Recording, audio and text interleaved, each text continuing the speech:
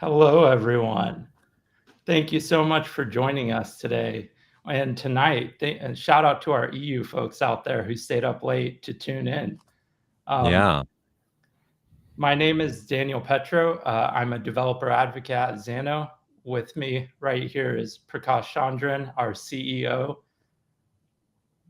Hey, everyone. Really excited to be here and to be doing this. I love that so many people tuned in. I'm just looking through the chat. I see some familiar names, even people that have been with us from the very beginning. So just really excited to speak with Daniel here about the future and answer questions. Awesome. Thank you so much, Prakash. If you don't mind, I'd love to just open us up by sharing my story for those who don't know me. So I think 2 years ago now, I had an idea for an app like many of you out there. And I really didn't know where to start, just started Googling. My background is actually in management consulting. I worked in organizational behavior and development for over a decade. So I did not have a technology background, to say the least. So yeah, I had an idea for an app, found some tools, found this thing called no code, and I was like really intrigued and ended up building an app in 30 days on Xano and Bravo Studio, and just had a blast and became obsessed. I ended up pitching to our organization, to our board of directors, that we should have our own app and that I could build it for us. And throughout that time, I just, started developing more complex features, creating all these cool integrations, and then started, always on the forums before work, after work, helping people, started recording YouTube videos, and it just really consumed my life, and I became obsessed. I ended up quitting my full-time job, flew to Paris because Prakash invited me to No Code Summit, and it completely changed my life. So yeah, just wanted to share that story with everyone out there. So no matter your background and wherever you are, visual development tools like Xano, Xano was a huge part in setting me up for success. I found myself doing all kinds of, things I never imagined, like, leading workshops, onboarding traditional development teams onto visual development tools, doing one-on-one coaching, building apps for clients worldwide. And I never would have thought that would be possible, but Xano really set me up for success because it doesn't abstract traditional development and software development principles, and really gave me the foundation I needed to learn what I needed to develop scalable applications for myself and for my clients. Yeah, So I really appreciate you sharing that story just as a foundation for this conversation, because it's been a great joy of mine to watch your growth. And you're not unique, obviously. There's a lot of our customers that have learned how to build on Xano because we don't abstract away those concepts. And for you to go through that journey and now be a part of Xano, running this AMA and be a voice of a customer that has really scaled their abilities. And it makes me really happy, really proud, and it also kind of touches on the broader mission that we set out to, which is really to empower anyone to create scalable, world class software. So very, very proud of this moment in your evolution as well. Thank you, Daniel.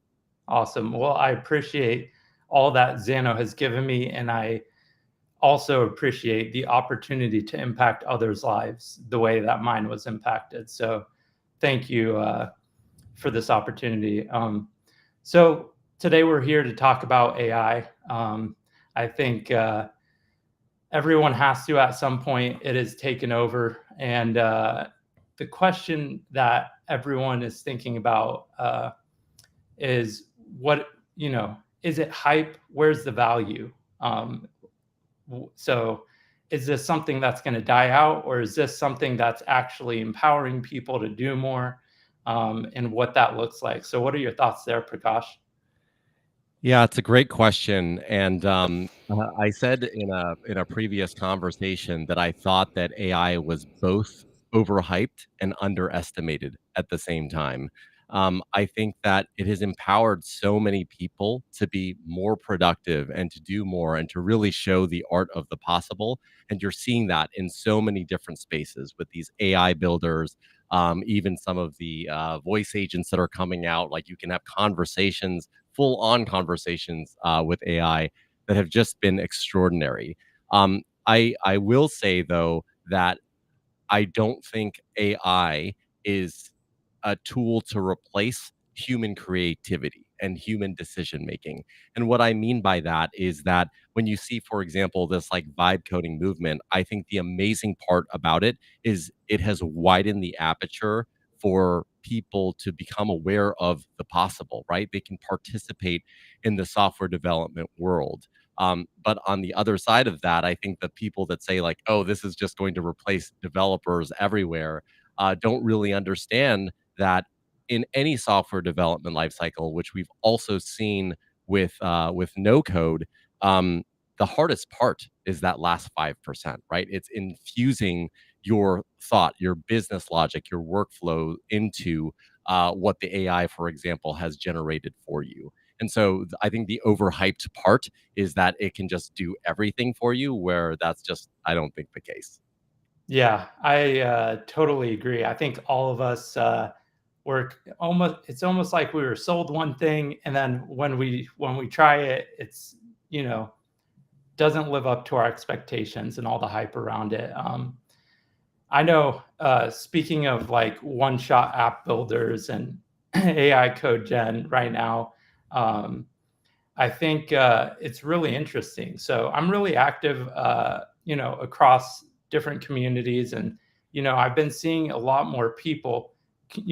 It's really changed the landscape. It used to be like we would all have these ideas around what if I could build this or that, and now the landscape has shifted from what if to look at this. We can instantly have something in our hands, but there's okay, that doesn't really help us because it's not really grasping our intent all the way. And then what if I get some users and they're like, well, this feature would actually be incredible. Where do I go Right. from there, Prakash? Yeah, I think that this is the whole philosophy around done for you versus done with you, right? And I think that you're seeing like we're not the only kind of visual development platform to be speaking with or to be speaking about. You need kind of a canvas to continue where the AI leaves off. So, just taking a step back and kind of reading the audience in a little bit on why we exist, and I think the problem that we solved initially when we launched in January of 21, we were coming into a no code space that really had three primary gaps, and that was around scalability, security, and reliability. There was a lot of tools that enabled you to build a lot quickly, but those business critical things were missing. And also, there was an element of transparency, really understanding the nuanced business logic not in an abstracted way, but in a way that developers could actually understand and use. And so the reason Xano kind of came into existence was to try to fill that gap, to solve that problem. And I think that over the past couple years, we've become a prominent player in certainly doing that. Now that we move into this new world, to your point, where AI is creating things so quickly, there's actually two more layers that are needed, or one that's more emphasized, which is number one, transparency, like really understanding what it is the AI generated, there's security implications to that. And then the other piece, which is understanding, actually understanding what was created. Because if you don't understand it, you don't own it, right? And so this is one thing that visual development tools, I think, really excel at. Rather than just doing something for you, it's doing it with you, taking you along for the ride, having you be a part of the process, and making sure that you're at the center of the decisions that it is making. Yeah, I 100% agree with that. I would love to discuss a little bit, how.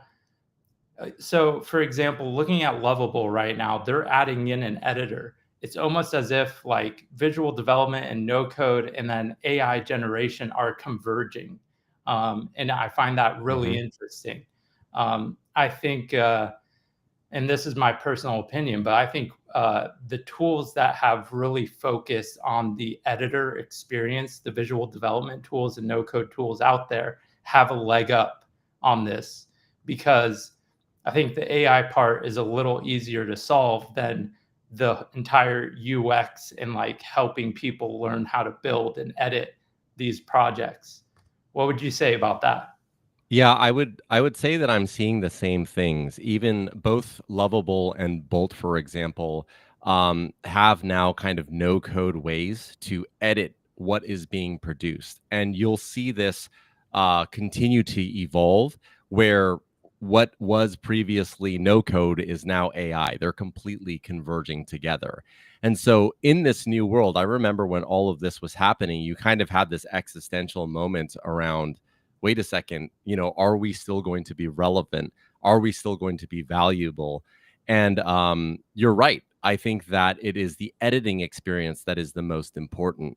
But speaking of the Bolt and Lovables of the world, I think one thing that they empower people to do very, very well is the front end, showing the art of the possible of those web applications. And I think a place that Xano has always separated itself and can shine is the business logic, right? So today, just the APIs, all of the business logic that is created that connect those front ends, that as I was saying, you have to be a part of the decision making process. You have to be able to articulate and understand that. That is where Xano can really step in and help. So the art of the possible, whether it be Bolt, Lovable, any other AI builder that's out there, some of these other no code tools that are leveraging the momentum of these models to quickly build, then connecting it to the logic layer that Xano, I think, really excels at and does well. Yeah, for sure. I think since we're on the topic of these tools, we actually got some pre-recorded questions in from users that couldn't make it today. But I'd love to read one off if you don't mind. Yeah, for sure. So, oh, we have Chris Coleman behind the scenes, and you read my mind right there. So, are we going to be able to connect Xano to Bolt and Lovable the same way that they're currently connected with Supabase? Yeah, I think that the goal really is for the people that entrust Xano to host and power their backend, to build all of their business logic. Our goal is to make ourselves as interoperable and protocol agnostic as possible. And we'll talk a little bit more about that evolution. But I would say, like, for example, last year and previously, Xano was very much, I would say, kind of a walled garden, in the sense that you would build your APIs in Xano and then connect them to the outside world. Where we're now moving to this world, which you're going to see within the coming months in our new releases, where you can programmatically build, set up your workspace, set up your instance, and even create your business logic and database tables. So whether you choose to start in Xano or you choose to start in a tool like Bolt, WeWeb, Lovable, it really doesn't matter where. Start where you want and then leverage Xano as a backend to power your workflow, your business logic, and your applications. I'm sure people are super excited to hear that. And I'd love to hear more. I mean, I know because I'm on the inside, but I'm sure people would love to hear more about where we're headed in terms of AI internally and how, yeah, what's going on behind the scenes. Yeah. So just in terms of the way that we think about it, there's two broad categories to think about how we think about AI and Xano. So the first is helping people build better and faster and more transparently with AI. So what does that mean? In our last release, we launched AI assistants to help you build your database schema, right? To help you write SQL. Coming up in a release next week, you're going to be able to leverage Dino, import packages and libraries, and automatically use leverage AI to write that TypeScript to do that for you. So the build with AI is very much how do we keep users at the center of the process, but speed up their development process. Okay. And then what you were talking about before, which, like, for example, Supabase does so well with Lovable and a lot of these other builders, is that programmatic creation. How do we, regardless of where you start, help build that scaffolding and that foundation? That's the build with AI piece. Where we see the puck going is the build for AI piece. And this is what I was saying in my LinkedIn post earlier around the machine to machine connectivity. I'm sure everyone that is watching and listening to this, their behavior has changed in the way they collect information and get things done. People are using chatbots a lot more. We see this world where an agentic era is approaching. In that era, these machines will communicate directly with each other. But where will that business logic live, right? Where will you define it? Where will it be hosted? And the build for AI piece really talks about a world where you can build that business logic in Xano. And while today you can connect them as RESTful API endpoints, tomorrow you'll be able to host an MCP server via the JSON RPC protocol. And then after that, regarding wherever AI goes, we want to be protocol agnostic. So we're really allowing and building features inside of Xano to help you build for AI better. And it's not just the protocol piece, it's also like, better features to help you with large text manipulation, like templating, variables, things of that nature. We want to be the best in class tool where you can articulate business logic, and whether you're connecting it to another service or an AI agent is utilizing it, we want to be that transparent, human-centric place where you build it, publish it, deploy, and scale it. Love to hear that. And it's really interesting that I think there's also an element where we can learn from AI, and it could be kind of like our own mini tutor inside the product and everywhere else as well. But I think we've already released something kind of hinting and teaching you how to build in Xano using AI. I noticed this last release, after I added a query for all records, it gave me a little recommendation of what it expected I would want to do after that. Yeah, it's pretty amazing what we're able to do. So I just want to touch upon something that you said first, and then the question that I believe Matt asked. So what you were saying around AI as a teacher, in my mind, that is the best role that it can play.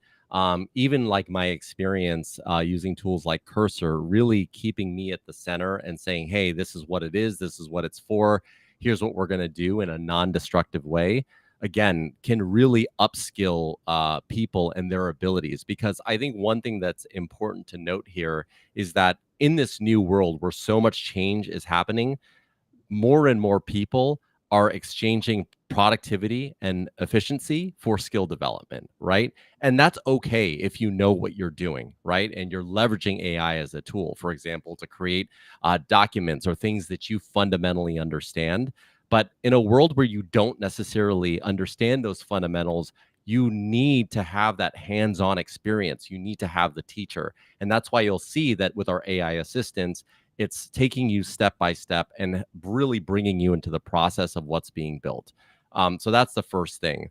Regarding the question that just came up, yes, you'll see in our next release, we're actually building an AI tool set that you're going to be able to leverage and connect to, or actually fully host on Xano as an MCP server that you can then connect, right? And what the point I'm making is that it's MCP as the protocol today, but my promise to you and the market is to say, regardless of what the protocol becomes in the future, Xano will be there, right? It's MCP today, but it might be something else tomorrow.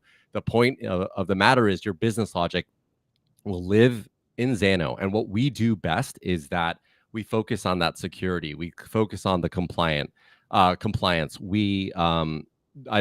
people probably won't know, but our CSO is working with us and our team to get ISO 42001 certified, which is a series of processes and procedures that make sure that our organization has good hygiene around how we work with our customers' data, especially with regards to AI. So that's just something that I wanted to mention with regards to not only are we building these features, but we're also just operating in a more secure way, in a way that we're audited and that you can feel confident in when you choose Xano as a backend provider.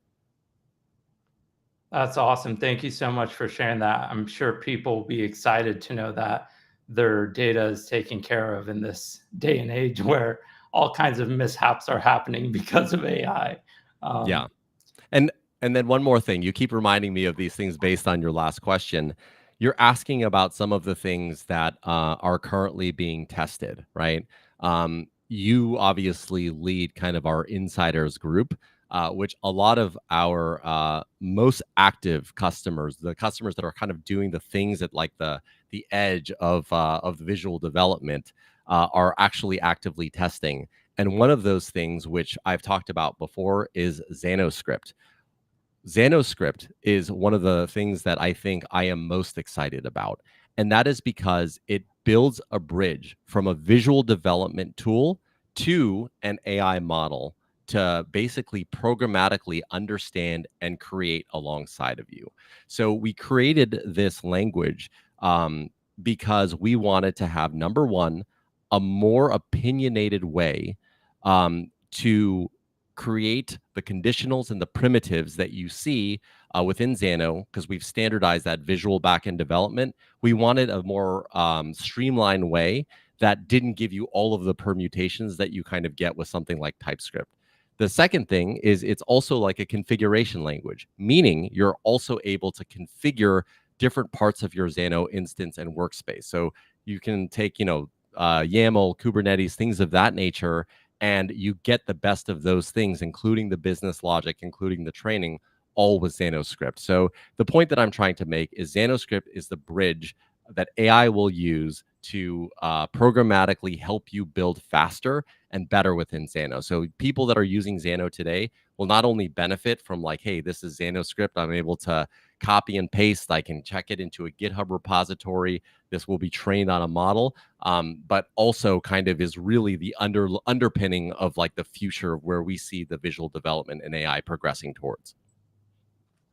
That's so exciting to hear, and thank you for sharing that. Yeah, it's been an absolute pleasure watching our Xano insiders be so excited and give feedback on Xanoscript and, ideate around what they're, planning to do with it when it's released. So thank you so much for sharing that. We had a couple of questions in the chat. Would you mind pulling one up for us, Chris?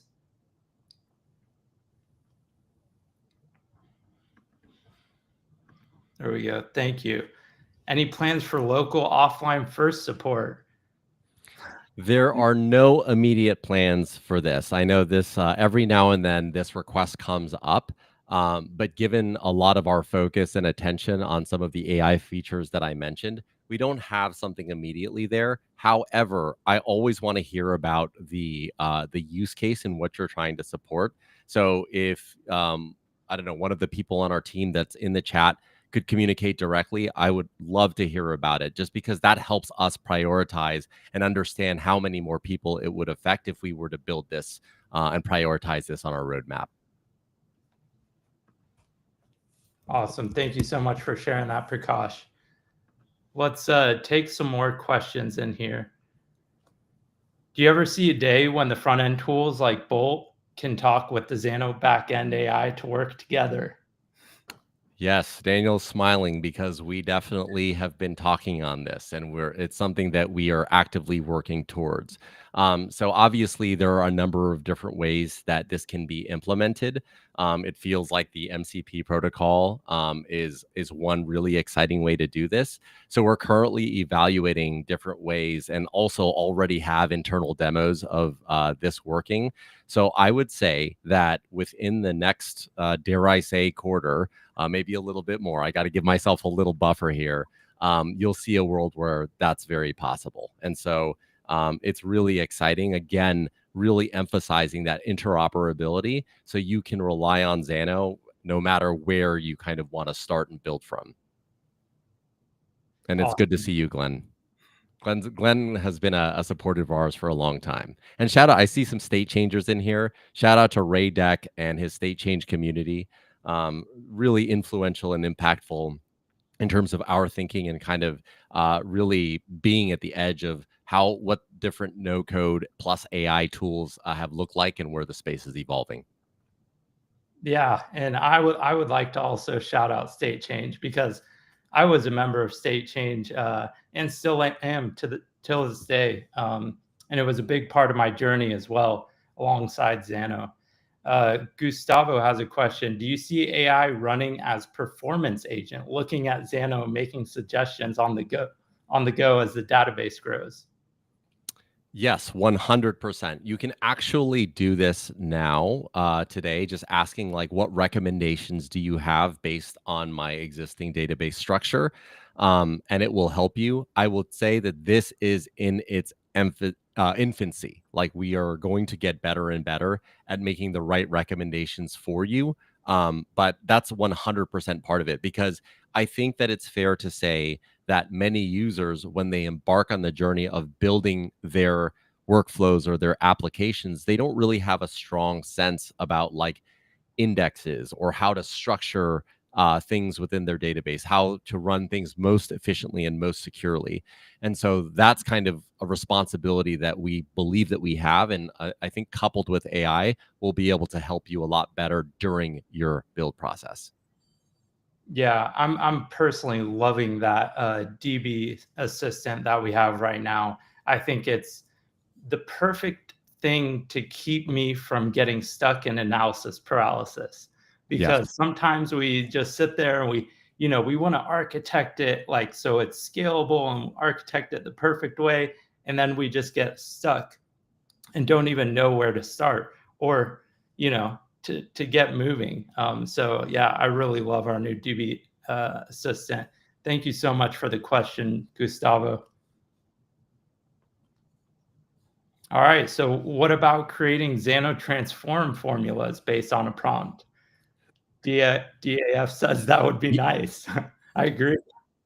It it it certainly would be nice. Yes, for sure. I think this is one of the things where, when we introduced the expressions last year, the thought was always to help users really do more efficient and complex transformations in a way that they didn't have to rely on TypeScript for, or just to do so in a more performant way. I think the issue had become that we introduced yet another syntax, right, that they had to figure out and learn. And so the first thing that I want to say is that the goal with Xanoscript is to make it so human readable, so understandable, and also so unnecessary, meaning you can use it if you want, but you don't have to use it. Whether you know it or not, it's kind of in the foundation and will be the bridge between an AI and what is being generated visually within Xano. The second piece is how that actually gets, I'm not sure why my camera just went away, but the second piece is how that actually gets generated via Xanoscript. So those types of things, those functions and those expressions are things that are automatically or can be automatically created leveraging Xanoscript. And we're already seeing that done today. So it's not necessarily available to the general public, but it will be coming soon. Yeah, and just to follow up on that, with one of our early insiders who was testing Xanoscript, they asked me basically, they're like, oh, how do I write this? And honestly, I didn't know, but because it was designed to be so human readable, and that if you understand Xano, you should be able to understand it. I guessed at what it would be, and it was the correct syntax. Like it was that simple. So yeah, I just wanted to share that. Awesome. I'm going to try to switch to another camera so you can kind of still see my face over here. Always a technical difficulty during a live stream, but that's okay. We figure it out, right? Yeah, there we go. Hi. Maybe it's not as high quality, but you can still see me.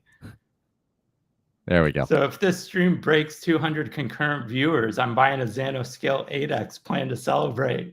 I love that. More questions like that are just comments on relying on us for a backend. That's great. For sure. Is there any plans to expand the Xano marketplace? Oh, this one is one that's a heartbreaker for me, just because it has taken us so long to get the marketplace right. So I think there's a negative and a positive. So on the negative side, it's taken us a long time. I think that we have kind of focused on other things and put down the marketplace so many times. But I think now on the positive side, we're recognizing just how important having a foundational place where people can share reusable code with each other, because it doesn't only help further your experience in building the ecosystem, but it can also help people hit the ground running when they sign up and they join Xano. So one of the things that we will be working on right now is a revamped marketplace, a revamped version of actions, snippets and things of that nature, really bringing it all together. So that's actually currently on our roadmap for this year. So it is coming. Thank you for being patient, and I'm sorry it's taken so long. Awesome. Thank you so much for sharing that and Sure. being honest with us about that. And sorry, I keep speaking the way I do, because I still see myself as a Xano user, even though I work at Xano too. But No, I think that's a cool thing about doing this with you, because like you're a voice for the community. And I mean, transparently, I remember there was a time, maybe a couple times, where you're like, hey, look, Xano isn't the best tool to do this anymore. And I think that you've really helped us keep a pulse on what is out there, what's best in class, and how we can shape Xano to really be the best for all of the new development that's coming on board. And so we want to do a better job of kind of getting in front of people, answering their questions, and really being that logic layer for the future. Whether you're building a web application, a mobile application, or creating a capability for an AI agent. 100%. When will we be able to write conditionals or logic in English to get the Xano version? I love this question. I love this question as well. This is kind of similar to that expressions question, or sorry, that transform question from before. I think really what it comes down to is, we're already right now in private beta with Xanoscript and leveraging AI and kind of wrapping around capability to give this to you right within Xano. So you'll be able to eventually say, I want to query this type of record, or I want to get this type of information from Xano, and it'll just automatically be able to do it for you. So I think there's two things. Like, one is the auto generation of a suggestion that you can add to your function stack, and then obviously doing that within Xanoscript as well. Awesome. Thank you so much for sharing that. Any plans to build a node-based builder similar to BuildShip? That is a question that I get quite often. So the way that I think about the node-based builder versus what we have in Xano is that when you're doing simple connections, I think that the node-based builder makes a lot of sense. And maybe it's like unfair to just say simple connections, even like a couple steps forward. But when you're doing things like really complex and comprehensive business logic, recursive loops, and conditionals, we believe that the function stack, the verticalized function stack, is the best view to have and the best way to manipulate those. And those are the people that find the most success within Xano. That being said, we understand that especially from for people that are coming from these kind of node-based canvas-like builders, that having a more abstracted view of everything that's happening within your business logic is something that's requested and something that would be exciting. So it is something that we are actively working on, our own flavor to it. It does not sacrifice what I just mentioned, the comprehensive nature of what the function stack affords, but gives you a more abstracted canvas-like experience when you just want to zoom out and see what's going on. Awesome. Appreciate that. Yeah. And see, Mark is doubling up on just what I said. Finbar McCarthy asks, are there any plans for real-time integration with Flutterflow and Thunkable? I'm going to go ahead and take this one, if you don't mind, Prakash. Do it. Yeah. If we actually already have a Flutterflow library for real-time integration, and it wasn't even created by us. It was created by one of our incredible community members.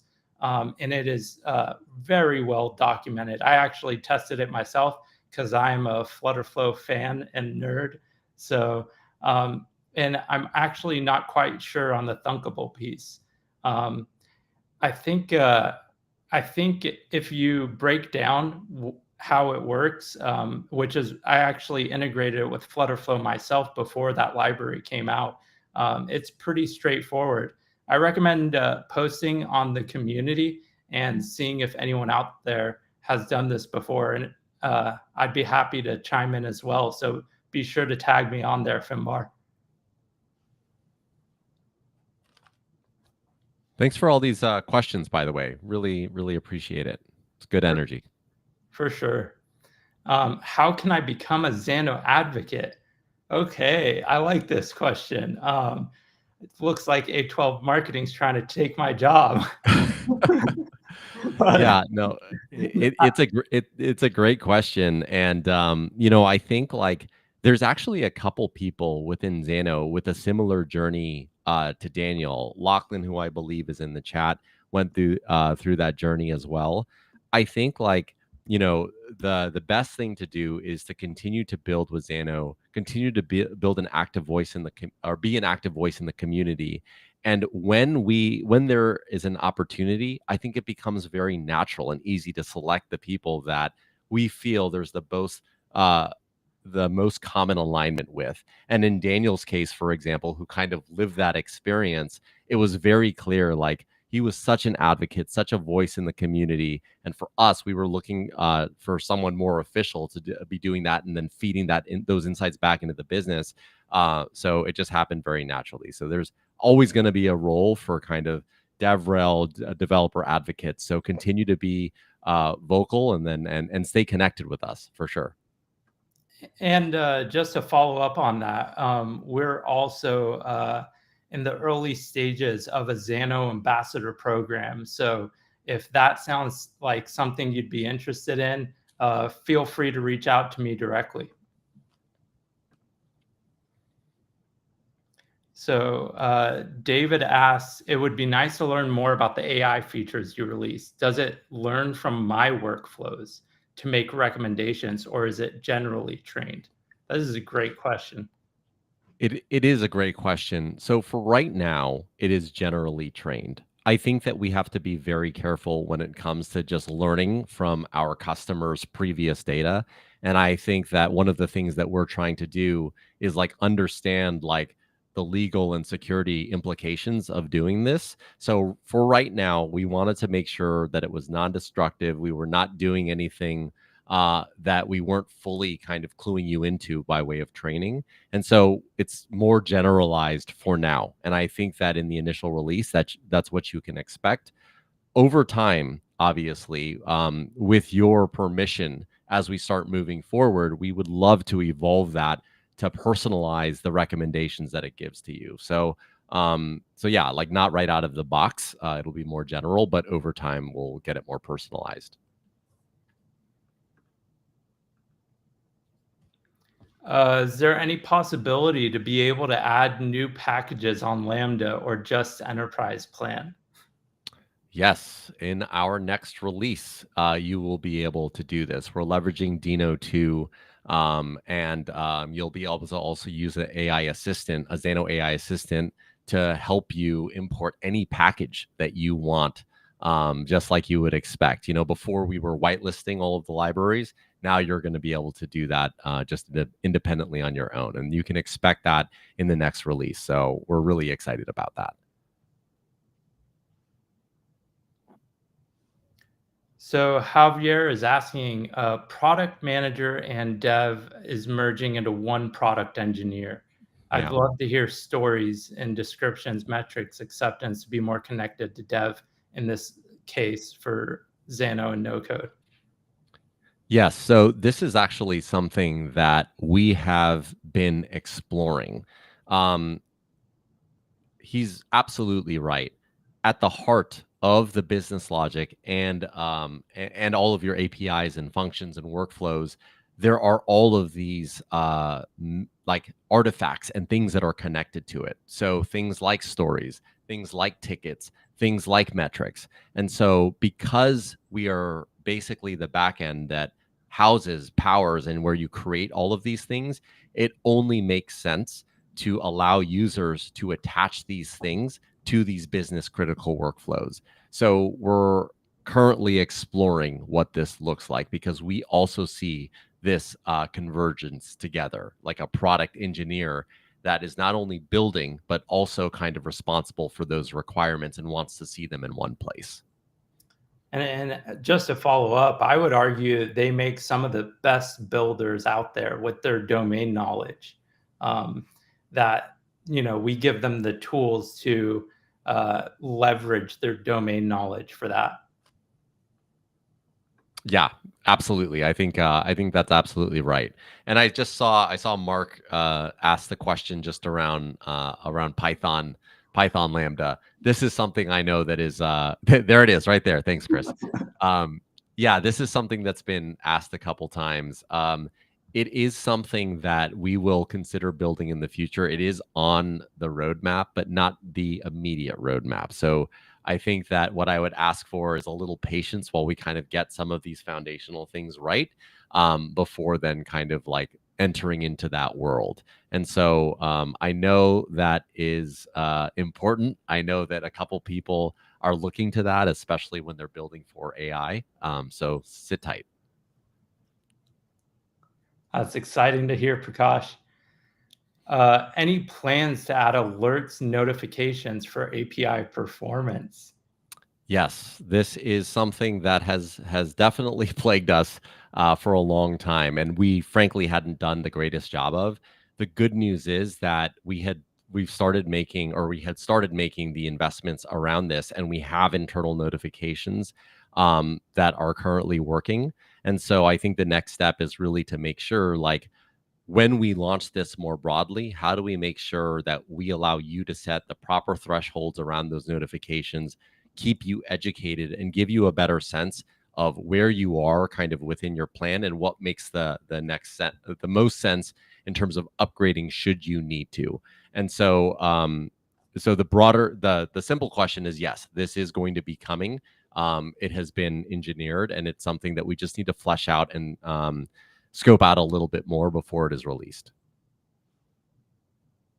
So will Xano be implementing or suggesting any monitoring system with AI? A monitoring system. I'm curious, like Daniel, do you know what he, because there's a couple definitions of monitoring. What do you think that is meant by this question? Uh, actually, this is something that I kind of ideated internally and talked about, but this is kind of my dream because as a builder, there are things that I want to have full control over that I want to do. I don't want AI to have any business doing it for me.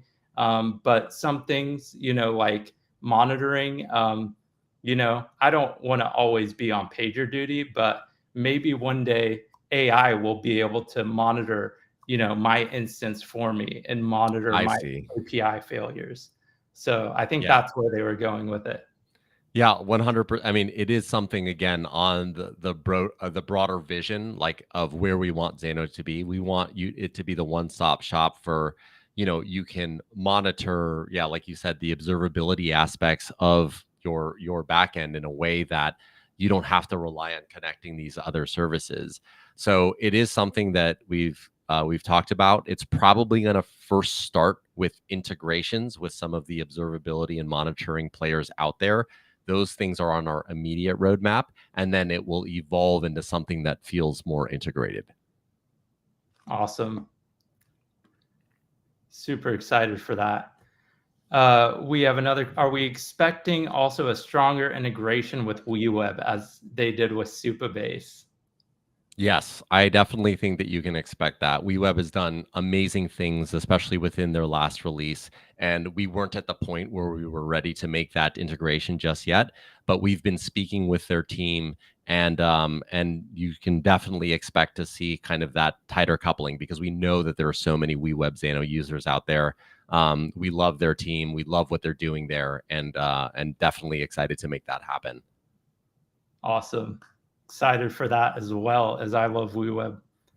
Any plans for usage-based pricing to accommodate apps with occasional peak traffic? Yeah, so this is something that we are definitely evaluating. I think in general, and I see that there's like a couple questions in here around pricing. Um, One of the biggest pieces of feedback that we get is around our pricing and pricing accessibility. Because, I think that sometimes people want to slowly ease in to their project builds, and paying the $99 a month just instantly isn't the always a tenable way to do that or accessible way to do that. And so I think there's a couple things. First, what you can expect within this coming quarter is updated pricing, more accessible pricing to make it easier for you to still experience all of Xano, but you don't have to pay that $99 a month. And so that will be coming very soon, and we've been working hard on that, and we're really excited to make kind of Xano more accessible to more people and more builders. I think the second thing regarding usage-based pricing itself, that will probably come a little later as we evaluate what makes the most sense. What we have found is that people really like certainty. And that if we, given all of the data we have around the usages across our instances, if we can give them a fixed price that they can rely on, that feels good. And obviously you have to manage that with when they do need those performance spikes. So I think like that's something that we'll continue to evaluate, and we will let you know after the more accessible pricing comes out. So Mark Peterson is asking, in my opinion, the future of editors will be bi-directional, code Mhm. in and code out with the AI prompt-based and visual building UI. Mhm. Yeah, I mean, I definitely think that's true. I think like and this all kind of speaks to kind of that Xanoscript piece that I was talking about, because we see that is where kind of things are going. We wanted to create this language, this markup language, where you could be in your VS Code or your cursor, you could make the edits if should you choose to do so there, and then see that reflected kind of in the visual building UI. And so build where you want to and just have it bi-directionally synced is definitely a future that we believe in and we're already seeing happening. Awesome. Well, it looks like we're coming up on time.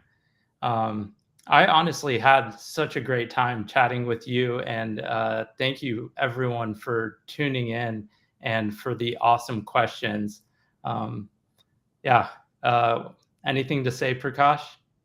I just want to thank everyone for taking the time out of their day to watch this. I'm really, really excited about the future of Xano, what we're building, and how we're building not only to make it easier for you to build faster with AI, but again, for AI, making it easier for you to build capabilities for those agents and really work on what's most important, which is the logic layer. All of your business critical logic should live in Xano, and we want to be the best tool for doing that. And so, if you didn't get your questions answered, please send them in. You can even send them in support in the product, and we'll make sure to get those answered. But we're definitely listening. We see how fast things are moving in the market, and one thing that we didn't cover is just internally how we've changed our own release processes to basically accommodate for this quickly changing market.